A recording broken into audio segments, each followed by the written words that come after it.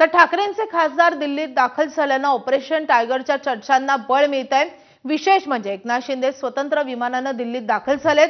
भाऊसाहेब वागचौरे, संजय देशमुख, संजय जाधव, संजय दिना पाटील आणि राजाभाऊ वाजे आणि नागेश पाटील आष्टीकर हे देखील दिल्लीत आहेत। वेगळा गट स्थापन करण्यासाठी खासदार आजच दावा करण्याची शक्यता आहे। एकीकडे खासदारांनी दिल्लीकडे धाव घेतलेली असतानाच ठाकरेंच्या सेनेत जोरदार हालचाली सुरू झाल्यात।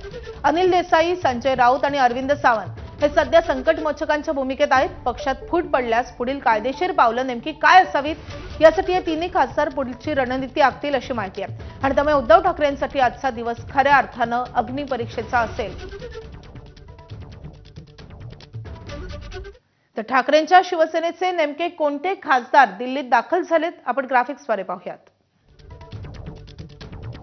तर संजय देशमुख, संजय जाधव आणि भाऊसाहेब वागचौरे हे तिघेही दिल्लीत दाखल झालेत। संजय दिना पाटील हे देखील दिल्लीत दाखल झालेत। ओमराजे निंबाळकर पुण्यात आहेत तर नागेश पाटील आष्टीकरही दिल्लीत आहेत।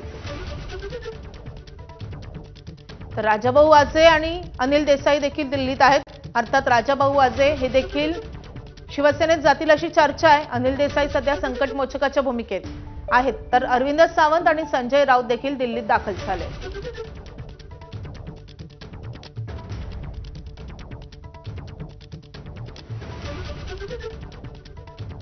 तर शिवसेनेमधल्या प्रवेशाबाबत ठाकरे सेनेचे खासदार ओमराजे निंबाळकर यांनी सूचक मौन बाळगलंय। ओमराजे निंबाळकर पुण्यात की